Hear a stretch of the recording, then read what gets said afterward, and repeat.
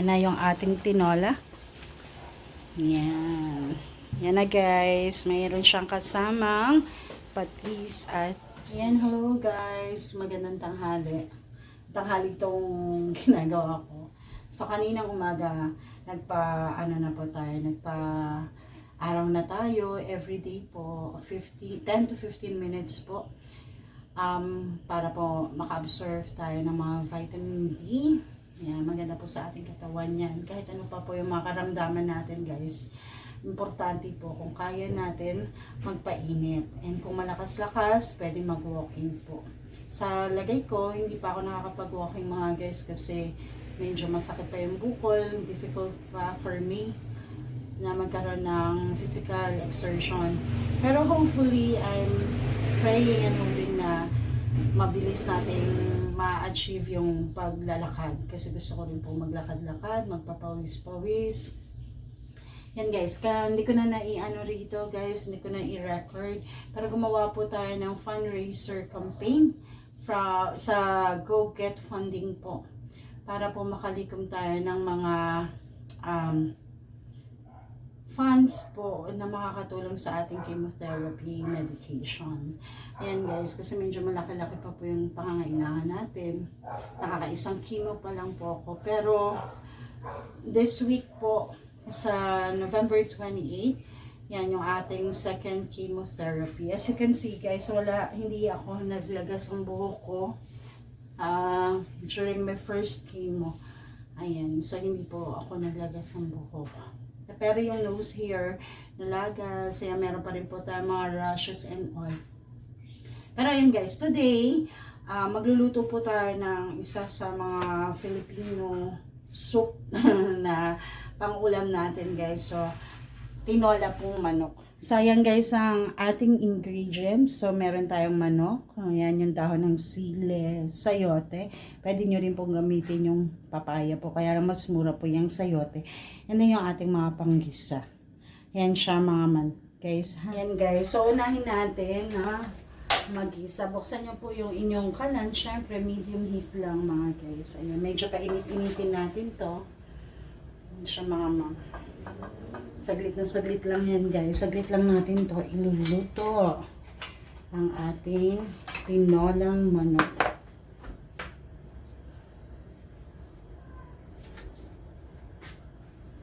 Ayan siya guys.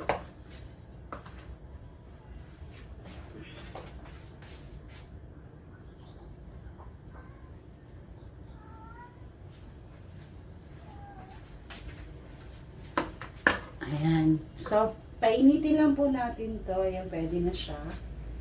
Nalagyan po natin ng mantika. Huwag po masyadong maraming mantika, guys. Sapat lang. Ayan, pang-isa lang.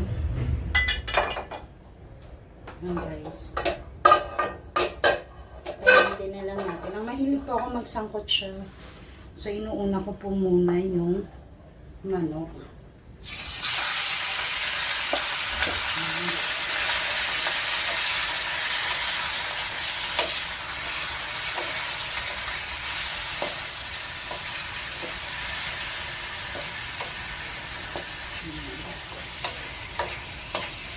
Sangkot siya lang po.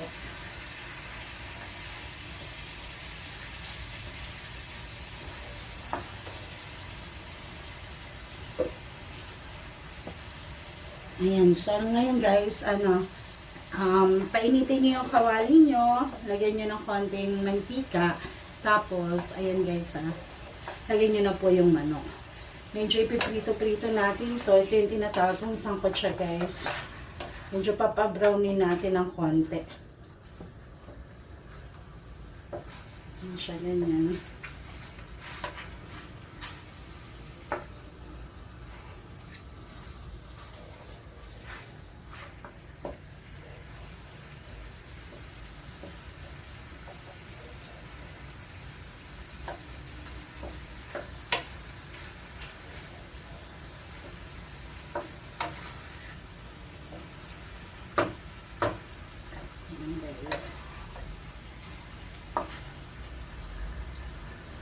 Ayan. Hintay lang ang ante.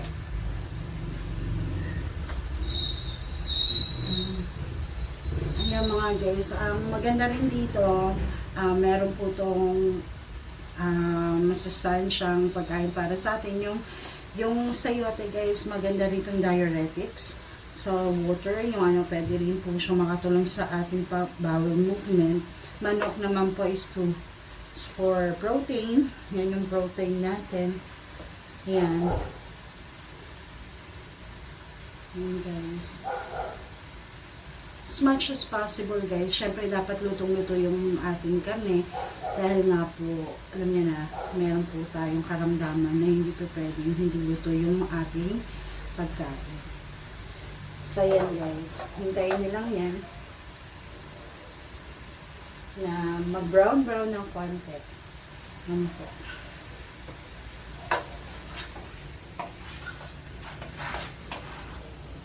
Dali baliktad nyo lang guys. Hanggang sa ano rin naman niya, magsisweat to guys. So maglalabas din siya ng sarili niyang mantika. Ayan guys.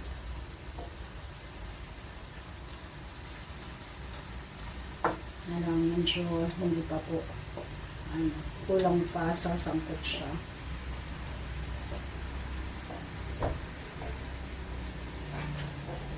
Nakakawala rin po ng lansa kapag pagka sinasangkot siya nyo. Inuuna yung parang pinupilito nyo muna yung ano. Or kung ano man yung meat na ginagamit nyo.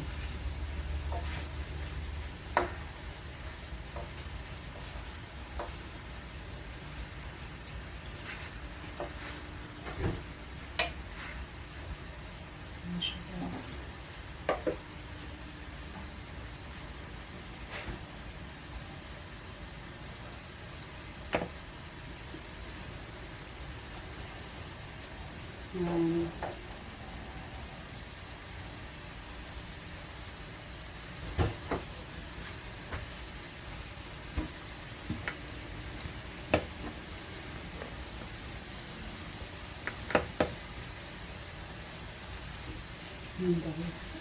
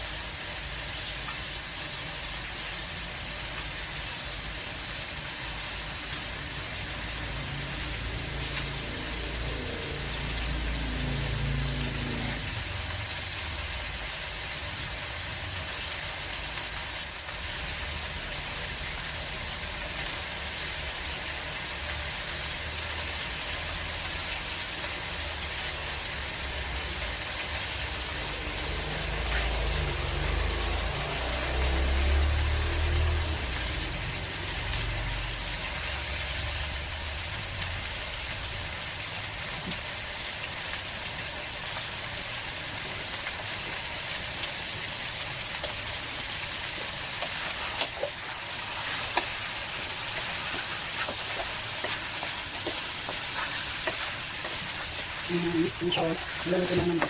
Papabrownin lang natin ito guys.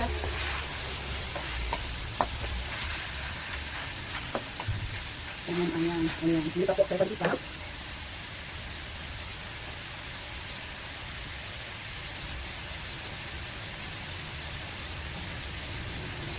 Hello guys, bintang hapon na yata. Nagluluto pa lang kami ng tanghalian. Basta na kayo. Hello guys, luto tayo ng tinola. Ayan. Day, ano ko na ba? Pang-ilang ko na siguro. Kasi sa 28 po, ang second chemotherapy session natin. So, ilang araw na lang from today. Mga 4 na araw na lang po. Nakalib ako sa Marjo. Ito naman naglalagay ako dito. Kaya sasangkot siya lang natin ito guys. Tapos sunday sa inyo.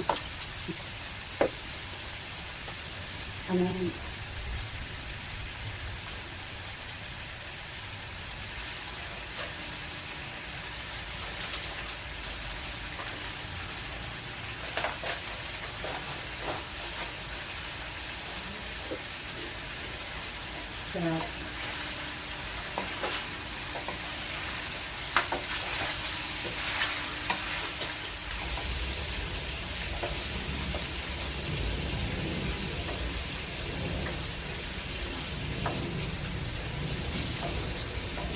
Pag nawala na po yung mga ano yan, dugo-dugo, hindi na siya malansa, guys. Kaya maganda rin na medyo piniprito-prito muna natin yung ating manok bago i-isa.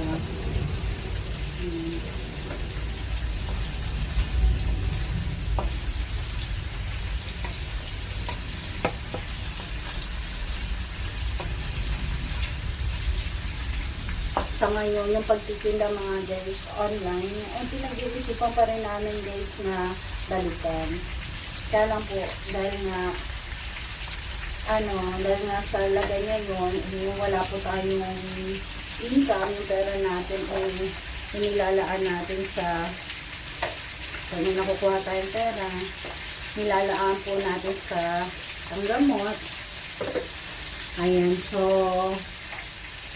sa ngayon, hindi pa kami makakapagtinda. Pero marami pa po kami kasi dyan na mga raw materials para din sa mga bracelets namin na beads. Kaya, yun yung inaano namin na gawin sana habang nag-chemotherapy. Yan. Kasi itong pangalawa ko, yung una kong session guys, okay naman na, itatapos na. Kasi, yun nga po, sa 28 po, magpapa-second session, may second session na tayo ng chemotherapy. So, aanin natin kung ano naman yung mga side effect na mararanasan ko during ng second chemotherapy. Pero, ayun nga po. Sa ngayon, yan, as you can see mga ma'am, meron pa rin akong buhok. Hindi po nalagas pa yung buhok ko. Maliban sa nose here. Yan siya. Kaya, itong second chemotherapy, ito, inaano ko pa siya, guys, kung ano ang mangyayari. Kasi, may ganun po talaga yung sa umpisa walang nararamdaman. Kasi, syempre, wala pang chemical ng katawan. Pero, pag tumagal-tagal, doon na nagkakaroon ng mga side effect. Hopefully, itong pangalawa ko, same lang rin ang una, wala masyadong mahirap na side effect. Yan.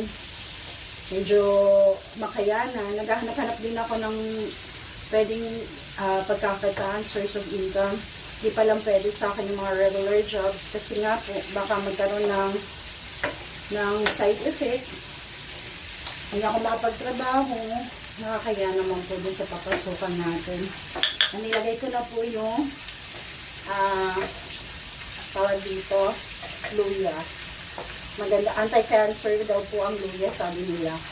Pero maganda po ang luya sa ating immune system. So medyo lang natin, i-sweat. Yan yung tawag dun guys, i-sweat niyo yung luya. Ayan. Ayan siya. Sunod na doon yung bawang. Ayan guys. Sweat nyo rin. Ayan siya. Ayan siya guys.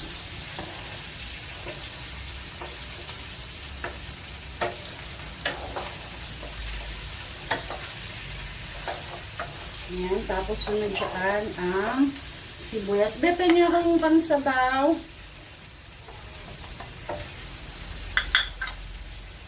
Ayan siya guys. Set niyo rin yung sibuyas nyo.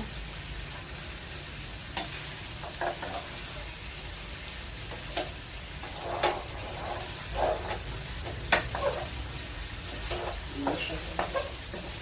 Ayan, tapos lalagyan na natin siya ng sabaw.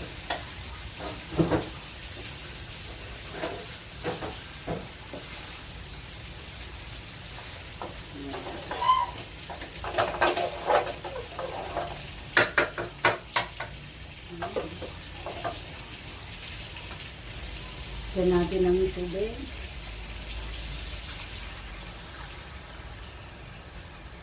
Okay. Isa pa doon. Isang ganun pa. Dapat po submerge yung manok guys ha. Tsaka alalahanin nyo, lalagyan pa natin yan ng sayote. Ayan.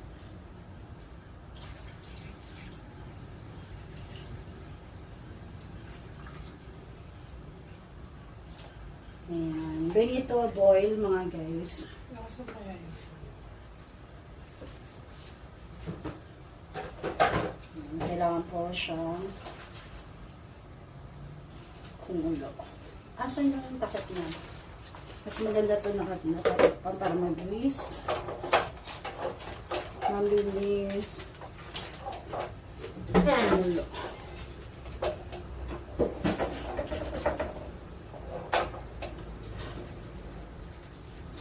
Ayan. Hello guys. Hindi yata kasya yun. Ayan. Ayan, thank you be. Ayan. Takpan natin yun guys. Para mabilis kumulo. Ayan siya. So, let's just wait for this to boil. Ayan, nag-i-English na. Kunwari. Kunwari. Ayan. Tapos, after mag-boil, pag nag-boil na yan guys, ilalagay natin yung ating sayote. You can also use papaya po. Yan. Nakatikim ako ng tinolas na hinog na papaya yung gamit. So, sarap, manamis-namis siya. Yun, pero, dahil nga po medyo mahal yung papaya, sayote na lang po yung ating ilalagay. May papaya rin ako rito. Kasi mga guys, kapag po kayo ay nagkikimo, hindi lang po yung may mga cancer, kundi yung yung may mga karamdaman na medyo hirap po sa bowel movement. Maganda rin po yung mga fibrous na mga fruits like tong papaya para po sa inyong bowel movement. Ayan siya.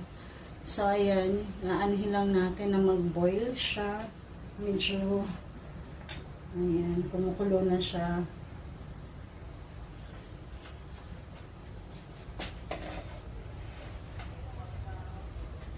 Ayan, lalagay na natin yung sayote. Haluin muna natin ng slight na slight para po yung mga dumikit na nung nagigisa tayo mawala na, matanggal doon, malusan para sumama siya sa flavor ng ating sabaw. Yan siya mga guys, diba? Bango niya na po. Yan, lagay natin ngayon yung ating sayote kasi medyo matagal din po lumambot ang sayote. Ayan.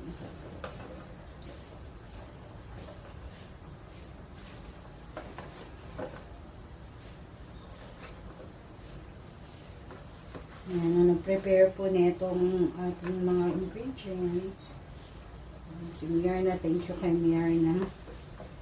Kasi Bebe naman ang nag-prepare sa ating pag-record, nag-assist. Lagay nyo lang yung mga sayote nyo dyan.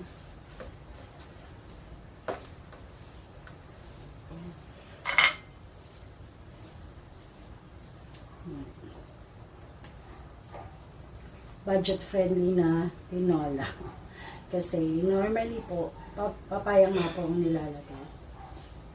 Yan. Yan. Tapos, pakukuluan din natin yan. So, tatakpan natin ulit. Aray-ko. Ayan.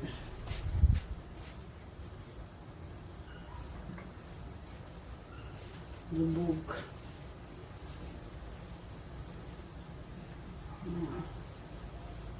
Huwag na natin takpan. Ayan, hintay na lang natin guys. Kasi ano na siya. Late siyang ating pantakot.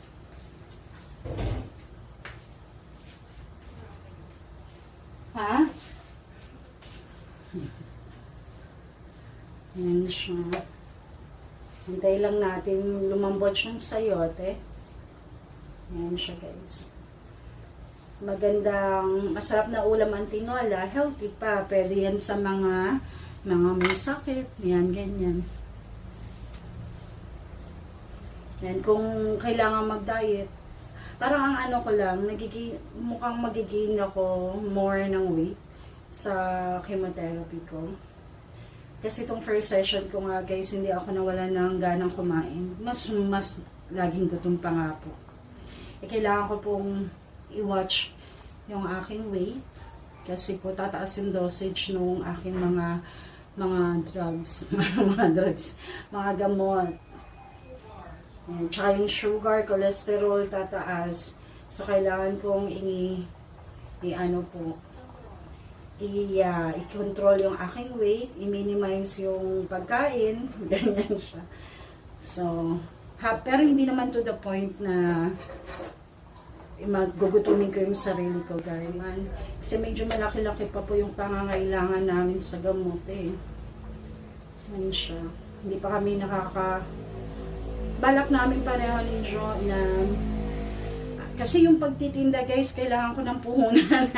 Kaya naubos na yung ating kaya hindi pa ako makapagtinda. Hopefully, makapag-ipon-ipon ng paninda para pag maganda yung pakiramdam, makapagtinda ulit. Ayan. Kasi sa ngayon guys talagang wala eh. Balak namin apply ng freelancing, work from home type na siguro hindi ko lang alam. Kasi medyo na pa akong kumuha ng 40 hours a week na trabaho guys. Kasi syempre sa chemotherapy, hindi natin alam, baka biglang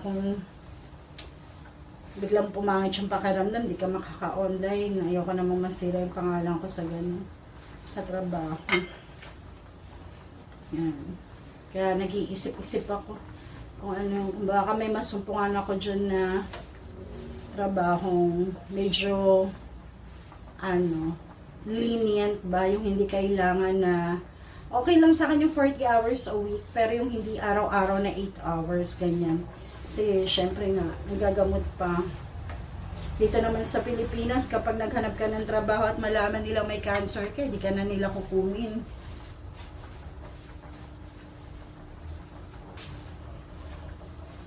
Yan. Kailangan din kasi natin maghanap ng pagkakitaan.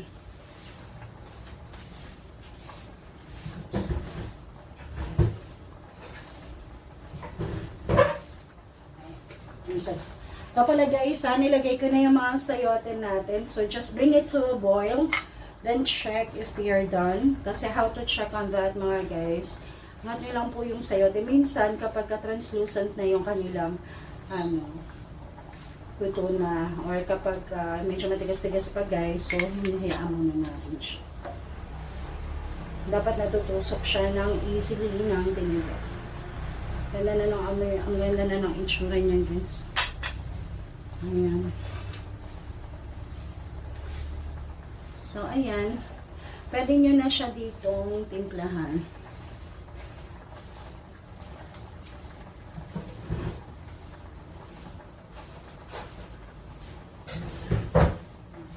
Natin guys kung ano na siya.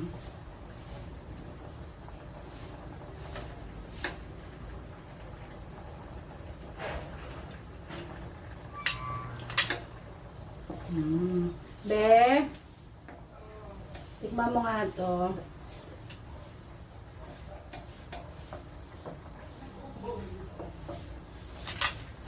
Kung tama na yung alat.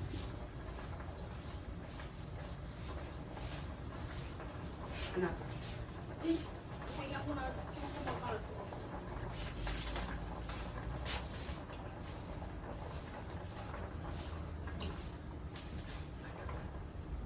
Tapos talaga ng na ito babae.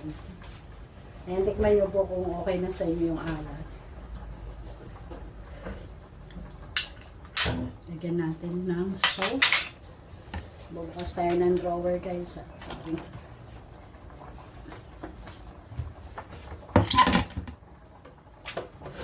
Ayan.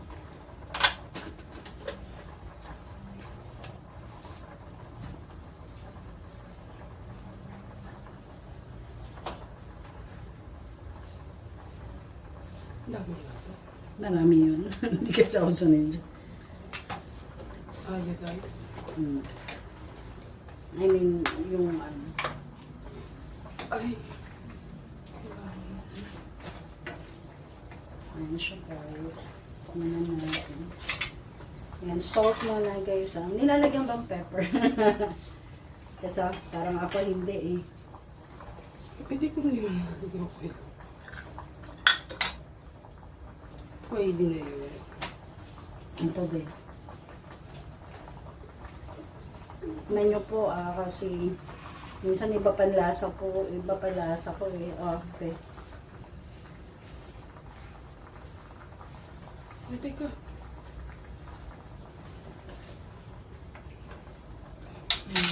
Okay na. Tapos ayan guys, malat na. Tapos check nyo po yung sayote kung ano, hindi pa siya eh. So konting boil pa po. Ayan. Ano na siya. Pagka naluto na po yung sayote, hulong na natin po yung dahon ng sili. Ayan siya. Boil-boil lang, simmer-simmer lang. Ha?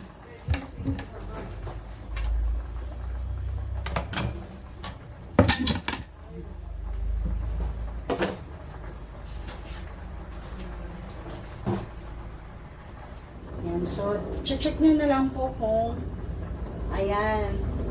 Pag natutusok nyo na po easily yung sayote, ibig sabihin po niya, luto na po ang ating sayote. Hindi naman po kailangan na overcook siya. Pag natusok na, go relief na po yun. Chalo lang natin ng konti guys. Ay, Tumagsik. ayan, tumasik pa. Tapos eto na po, lalagay na natin yung ating dahon ng sili. Yan yung pinaka-green natin guys. Kung wala po kayong dahon ng sili, pwede po yung dahon ng malunggay. Or bunga ng sili. Or yung green na sili po, yung pangsidang na sili. Yan, ano lang to guys, tinola na pang-ordinaryo. Ano, lutuan. Ayan, hindi naman pampiesta o ano. Pero pwede rin naman, lutong bahay lang. Ayan, hindi pang restaurant. Pwede na rin. Ayan guys. Ayan. So, ayan guys. Medyo pakukuluan mo na ng onte. Ayan, ganyan. Ayan guys. Serve na natin dito. Ayan guys. Lagay na natin muna yung mga manok.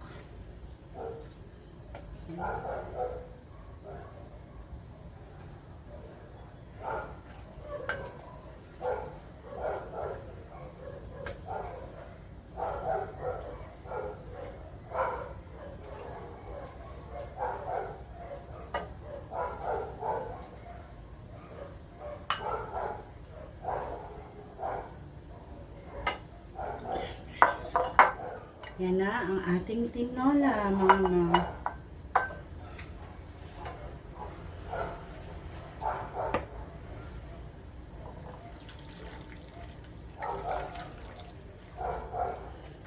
Ayan. Lagyan po natin ng sayo.